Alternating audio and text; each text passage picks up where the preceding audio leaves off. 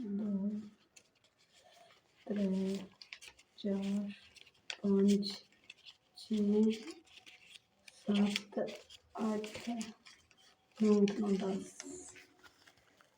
अस्सलाम वालेकुम, मेरा नाम कौसर बीबी है।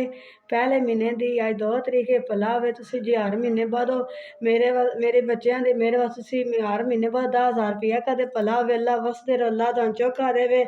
तुसीं मेरे बच्चों दे ख्याल रखदे, अल्लाह तआला तुहाडे बच्चों नूं तंदरुस्ती देवे। अल्लाह तुसीं वसदे रहो, अल्लाह तुहाडे बच्चे भी आबाद रहो जी। तुहाडा कल्ले 10,000 रुपया पड़ गया, भला होवे, अल्लाह तुहानूं चोखा दे जी। भला होवे तुसीं हर महीने बाद मेरी तुसीं मदद करदे हो बार बार। अल्लाह जी तुसीं चोखा दे, अल्लाह तुसीं आबाद रहो जी। तुसीं कलदे हो दीवे च लाट बाज, मेरे बच्चे भी मैं भी बड़ी खुश होनी आं जेह्ड़ा तुसीं हर महीने बाद कलदे हो। अल्लाह जी तुहानूं चोखा दे, अल्लाह जी तुसीं वसदे रहो, अल्लाह जी तुसीं आबाद रहो।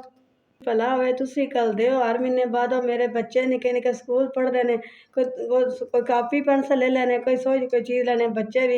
मैं बड़ी आसानी रैंदी जेह्ड़ा तुसीं हर महीने बाद मेरा तुसीं गरीबनी दा ख्याल रखदे हो। छोटे छोटे बच्चें दी औरत बच्चे भी मैं भी तुहानूं बहुत ज़्यादा खुश हाँ, दुआवां भी करने आं। अल्लाह तुसीं आबाद रहो, अल्लाह जी तुसीं वसदे रहो, अल्लाह तुहाडे बच्चें दी अल्लाह जी तुहाडे बच्चें सलामत रखे। अल्लाह जी तुहाडे बच्चों ने कामयाबी देवे, अल्लाह तुहाडे बच्चों चोखा दे, अल्लाह तुहाडे बच्चों ने कामयाब करे। अल्लाह अरशा दे रंग ला तुसीं मेरे बच्चों का ख्याल रखदे हो। मैं बहुत ज़्यादा खुश होंदी आं। दीवे च लाट बाज आंदी, खुदा तुसीं मेरा आसरा